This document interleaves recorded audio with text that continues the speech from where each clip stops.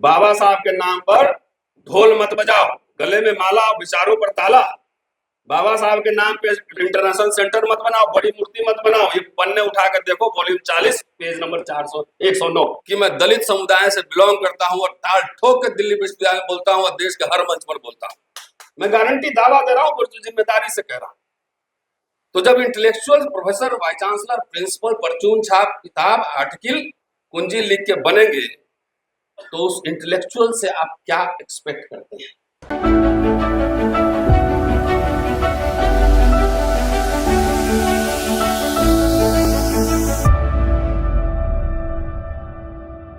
बहुत बहुत शुक्रिया। और इतने शानदार पैनलिस्ट हैं, प्रोफेशनल्स हैं, लीडर्स हैं, और इतने बड़े पैनल पे आपने मुझे बुलाया बोलने के लिए। अदना सा एक एक्टिविस्ट हूँ, पढ़ाता हूँ, ये मेरे लिए गर्व की बात है। आप सभी का शुक्रिया।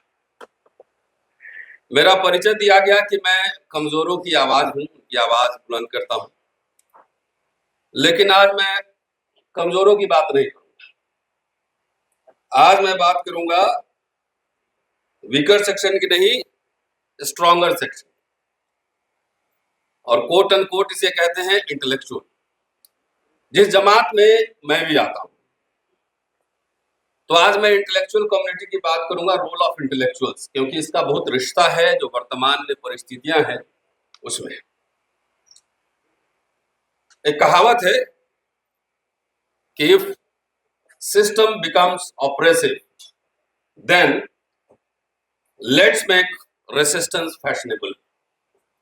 अगर व्यवस्था उत्प्रेरणकारी हो जाए तो प्रतिरोध को फैशन बनाना चाहिए। ये एक स्टेटमेंट है और वो मैं कोट कर रहा हूं। लेकिन बात करने से पहले, अब चूंकि शेरो शायरी की बात हो गई, तो थोड़ा मैं भी सुना। तो अकबर इलाहाबादी से शुरू करता हूं।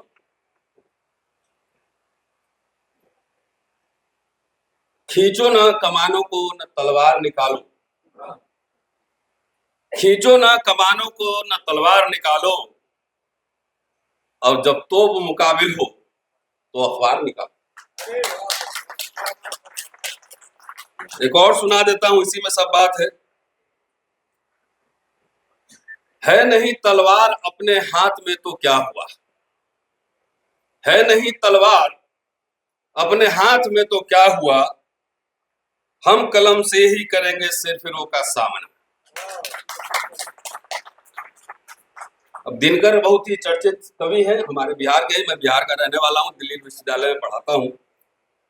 उनकी भी एक लाइन सुनाता हूं, उसके बाद संक्षेप में अपनी बात रखूंगा। समर श्रेष्ठ है नहीं पाप का भागी केवल व्याध, समर श्रेष्ठ है नहीं पाप का भागी केवल व्याध, जो तटस्थ है समय लिखेगा उनके भी अपराध। इसमें थोड़ा ताली कम बजा रहे हैं, गड़बड़। मास्टर लोगों को ताली चाहिए, पत्रकारों को। इसमें थोड़ा मैं चेंज कर देता हूं।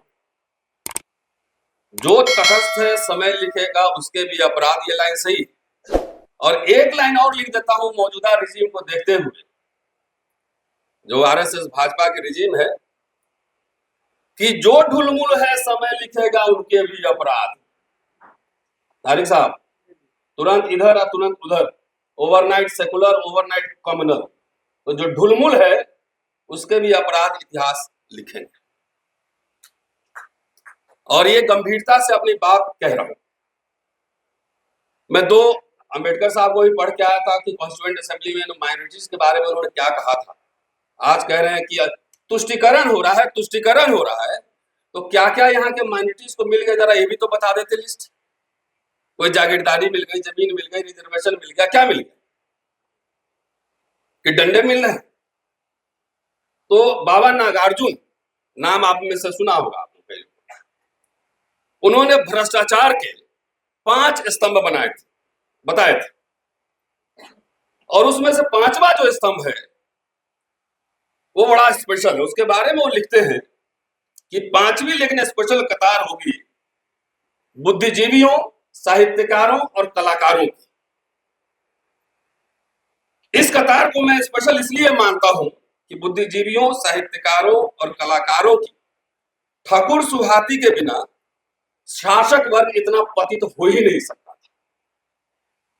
पत्रकार, प्रोफेसर, इंटेलेक्चुअल जब नेताओं की चमचागिरी में लहालोट होने लगे, तब आप समझ रहे हैं, वकील साहब, वकील लोग जब लड़ाई लड़े थे तो देश को आजाद करवा दिया था। आगे लिखते हैं, स्पष्ट है कि मेरे जैसा साहित्यकार भी इसी पंक्ति में आता है। दूसरी बात यह है कि हमारी इस कतार में जो आगे खड़े हैं उन्हें पद्म भूषण और पद्मश्री तमगों से सजा दिया गया है। तो जिनको पद्म भूषण, जिनको आजकल वाइस चांसलर बन रहे हैं, बड़े बड़े प्रोफेसर, डायरेक्टर बन रहे हैं, जरा उनका बैकग्राउंड, उनका सोशल एडिटिंग कीजिए, आपको पता लग जाएगा कि बाबा नागार्जुन आज कितने प्रासंगिक हैं।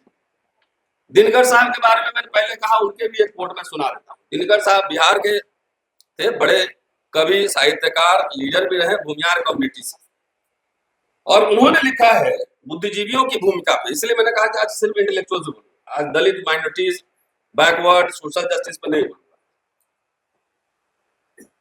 लिखते हैं कि असल स्थिति यह है कि जनता चाहती है कि मनीषी, इंटेलेक्चुअल ऐसा हो जो राजा और प्रजा दोनों को डांट सके। जब तक इंटेलेक्चुअल इस धर्म का पालन करता है तब तक जनता उसके साथ रहती है। स्वराज्य के पूर्व तक मनीषियों का, इंटेलेक्चुअल्स का इस देश में बड़ा सम्मान था, क्योंकि मनीषी शासकों के खिलाफ आवाज उठाते थे। मगर अब मनीषियों का आदर बहुत कम हो गया है। जो मनीषी लेखक और कवि है वे कला की सेवा तो करते हैं, लेकिन समय के चलते प्रश्नों पर अपना विचार व्यक्त नहीं करते। स्पष्ट है यह सुरक्षा की राह है, और जो सुरक्षा खोजता है जनता उसकी खोज नहीं करती।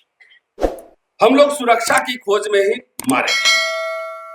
राजनीति, अफसरशाही और इंटेलेक्चुअल्स के संबंध में और जो चाटुकारिता की जो संस्कृति उभरी, जो फोर्थ पिलर कहते हैं, मीडिया में, एकेडमिक्स में, आप लीगल प्रोफेशन में, उसके बारे में जो बात कर रहे हैं वो सुनिए, दिलचस्प है। आज जो स्थिति है कि जिस समाज में हम जीते हैं उसका प्रोपराइटर राजनीतिज्ञ है, पॉलिटिशियन है, मैनेजर अफसर है, और मनीषी इंटेलेक्चुअल मजदूर है। कुछ मनीषी अध्यापक और प्राध्यापक हैं, कुछ लेखक और कवि हैं, मगर वे हमेशा चौकन्ने और सतर्क रहते हैं कि कहीं मुंह से ऐसी बात न निकल जाए जिससे सरकार या विश्वविद्यालय के अधिकारी नाराज हो। जिस समाज के मनीषी सुरक्षा की भावना से इतने सशंकित, भयभीत हो, उस समाज का नेता राजनीतिज्ञ ही होगा। What is the role of intellectual? Even we have to criticize और समीक्षा, विश्लेषण करना है, चाहे सरकार हो, प्राइम मिनिस्टर हो, लीडर हो, कोई भी हो। और ये बात मैं क्यों कह रहा हूं कि मैं दिल्ली यूनिवर्सिटी के सबसे एलीट कॉलेज में पढ़ाता हूं, और आके विश्वविद्यालय में देखिए, एक नंबर कुंजी छाप, फर्जी, परचून छाप, आर्टिकल, किताब लिख के प्रोफेसर बन रहे और वाइस चांसलर बन रहे। परचून छाप, अगर आप विजिलेंस इंक्वायरी करवा लीजिए, मैं गारंटी, दावा दे रहा हूं, जिम्मेदारी से कह रहा हूं। तो जब intellectual, professor, vice chancellor, principal, परचून छाप, किताब, आर्टिकल, कुंजी लिख के बनेंगे, तो उस इंटेलेक्चुअल से आप क्या एक्सपेक्ट करते हैं? वो तो बेचारा अब तो किसी तरीके से नौकरी बचाने में, अपना सर्टिफिकेट छुपाने में, अपना लेख छुपाने में परेशान है। अरे हम लोग लिखते हैं तो जाके गूगल कीजिए, उसमें किताबें निकल जाएंगी। काशी प्रसाद जायसवाल में मेरी 6 किताबें मिल जाएंगी। इनके जाके बायोडाटा चेक कीजिए, कहीं गूगल पे कहीं नहीं मिलेगा। अगर उसके खिलाफ आप प्रोटेस्ट कीजिए, कोर्ट जाइए, और खास तौर से आप दलित और माइनॉरिटी कम्युनिटी के हों। और मैं ये बात इसलिए कह रहा हूं दावे के साथ कि मैं दलित समुदाय से बिलोंग करता हूं, और ताल ठोक के दिल्ली विश्वविद्यालय में बोलता हूं, और देश के हर मंच पर बोलता हूं। आप चले जाइए, इनको सवाल उठाइए, खाली वाइस चांसलर को और प्रिंसिपल को और प्रोफेसर को, और किसी फोरम पे चले आइए, जब पता लग जाएगा, जॉन दयाल साहब आ गए, स्वागत कर दिए, ताली बजाई दी, ये पता लग जाएगा कि ये पिटिशनर, ये जो फरियादी है, वो माइनॉरिटी है या दलित समुदाय का है। पूरी कायनात लग जाती है उस अपराधी को बचाने में। आपको न्याय नहीं मिलेगा, नहीं मिलेगा न्याय। और मैं अपने एक्सपीरियंस से कह सकता हूं, पॉइंट ऑफ रेफरेंस मैं, अपने बारे में ज्यादा नहीं बोलूंगा, गड़बड़ हो जाएगा, लगेगा कि हम आप अपनी कथा सुना रहे हैं। लेकिन this is a reality and it is happening everywhere in the country. जाके आईआईएम का प्रोफेसर को उठा के देखिए कौन वाइस चांसलर बन रहा है। जब तक आपको सर्टिफिकेट संगम शरणम का नहीं मिलेगा तब तक आप बन नहीं सकते हैं। दिल्ली यूनिवर्सिटी में 28वां साल पढ़ाने का मेरा अनुभव, 11 किताबें लिख के मैं एसोसिएट प्रोफेसर हूं। अभी विकास जी आते तब पूछते क्या एफआईआर होने से किसी का विदेश जाना रुक सकता है? वकील साहब है, मित्तल साहब बताएंगे। सिर्फ एफआईआर होने से किसी का प्रमोशन, विदेश जाना, लेक्चर देना, तमाम को रुक सकता है? पूरी कायनात लगी हुई है कि इसको रोक दो। लेकिन क्या मेरी गिरफ्तारी से भी मेरी आवाज कमजोर हुई कि उसके बाद जब निकल कर आया और मजबूती से और दबंगई से इनके कुशासन के खिलाफ आवाज उठाते हैं, लिखते हैं और बोलते हैं। और यही इंटेलेक्चुअल का काम है। इतिहास जो है कायरों का, बुज़दिलों का नहीं लिखा जाता है। इतिहास बहादुरों का, योद्धाओं का लिखा जाता है। वैसे लिखा तो जाता है माफी वीरों का भी, यह भी लिखा जाता है। लेकिन जब हमारा इतिहास 50 साल बाद लिखा जाएगा तो जरूर लिखा जाएगा कहीं फुटनोट में इतना छोटा सा कि जब आग लगी हुई थी जंगल में तो अपने औकात के हिसाब से टक्कर ले रहे थे, मुकाबला कर रहे थे। हम कोई पॉलिटिकल आदमी नहीं है, इंडिविजुअल रिसर्चर एक्टिविस्ट। और पता नहीं तारिक साहब ऐसे लोगों को बचाने की जिम्मेदारी अपोजिशन पार्टी, पॉलिटिकल पार्टी की है कि नहीं।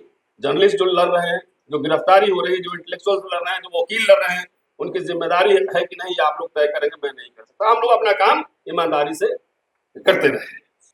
कॉन्स्टिट्यूएंट असेंबली में डॉक्टर अंबेडकर ने माइनॉरिटीज को जो सहूलियत दी जा रही थी उसके बारे में उनका स्टेटमेंट है। और नवंबर, perhaps it was 4 नवंबर 1948, संविधान सुपुर्द करने से तकरीबन 1 साल पहले उन्होंने लिखा है और बहुत ही दिलचस्प है, आप गंभीरता से सुनिएगा। कई मंच पे ये कोट मैं दे चुका कि माइनॉरिटीज को जो प्रावधान दिया गया है छूट का, इसके लिए ड्राफ्टिंग कमेटी जिम्मेदार नहीं है, पूरा कॉन्स्टिट्यूएंट असेंबली का ये ओपिनियन था कि माइनॉरिटीज को ये राइट्स दिया जाए। इस देश में माइनॉरिटी और मेजॉरिटी दोनों ने गलत मार्ग अपनाया है। अल्पसंख्यकों के अस्तित्व को, उसके एग्जिस्टेंस को नकारना ये मेजॉरिटी की सबसे बड़ी गलती थी कि उसको एग्जिस्ट नकारना। आगे लिख रहे हैं कि कहा उन्होंने कि अल्पसंख्यकों के अस्तित्व को नकारना गलती थी मेजॉरिटी की, और अल्पसंख्यकों द्वारा अपने अल्पसंख्यक बात को सीने में चिपका के लगे रहना ये भी गलती। दोनों उद्देश्य साध्य हो, उसका सोल्यूशन हो, ऐसे उपाय ढूंढना जरूरी है। इस दिशा में आगे बढ़ने की शुरुआत के तौर पर अल्पसंख्यकों के अस्तित्व को मानना ही पड़ेगा। कोशिश ये होनी चाहिए कि किसी समय मेजॉरिटी और मेजॉरिटी दोनों एक समान। संविधान सभा द्वारा उपाय जो सुझाए गए हैं उसका स्वागत होना चाहिए। अल्पसंख्यक के जो राइट्स दिए गए हैं उसका जो विरोध करते हैं, उसके लिए अंबेडकर ने 2 बातें कही और 2 बातें बहुत ही ऐतिहासिक है। पहली बात कि यह कि अल्पसंख्यक विस्फोटक शक्ति होती है। अल्पसंख्यक विस्फोटक शक्ति होती है। उसका विस्फोट होने से पूरे राज्य पर खतरा बन सकता है। किसी आदमी को इतना मत दबाओ कि दीवार में चिपक जाए। दीवार में जब चिपकेगा तो उसके बाद टक्कर ही मारेगा, सड़ ही मारेगा, पीछे जाने का रास्ता ही नहीं। यूरोप का इतिहास इसी तरह की भरपूर और भयानक घटनाओं का गवाह है। दूसरी बात यह कि भारत की माइनॉरिटी ने अपना अस्तित्व, अपना एग्जिस्टेंस बहुसंख्यकों को सौंपना स्वीकार किया है। भारत के मुसलमानों ने मुसलमानों को नेता नहीं माना। उनके सारे नेता जवाहरलाल नेहरू हो, अंबेडकर हो, कोई भी हो, इंदिरा गांधी हो, वो सब हिंदू नेता रहे, चाहे लालू प्रसाद यादव हो, मुलायम सिंह यादव। उन्होंने हिंदुओं को अपना नेता माना। और यहाँ पर आयरलैंड का एक एग्जाम्पल देते हैं जो बेहद दिलचस्प है कि आयरलैंड में जब प्रोटेस्टेंट अल्पसंख्यक अपनी मांग कर रहे थे तो उस डिबेट में रेमंड ने कार्सन से कहा कि प्रोटेस्टेंट अल्पसंख्यक के लिए आपको जो चाहिए, जो सहूलियत चाहिए वो मांग लीजिए, हम आपको देंगे, लेकिन आयरलैंड को एक रहने दीजिए। कार्सन ने जवाब दिया था कि आपके द्वारा जो सुविधाएं हमें दी जा रही है उसको चूल्हे में झोंकिए, चूल्हे में झोंकिए, हमें यह बिल्कुल मंजूर नहीं कि आप हम पर राज करें। लेकिन भारत के किसी भी माइनॉरिटी ने, किसी भी अल्पसंख्यक ने ऐसी धारणा नहीं अपनाई, किसी ने ऐसी भूमिका नहीं अपनाई। उन्होंने बहुसंख्यक हिंदुओं का राज स्वीकार किया, उसका नेतृत्व स्वीकार किया। इसलिए अल्पसंख्यकों के प्रति भेदभाव न करना आपका कर्तव्य है।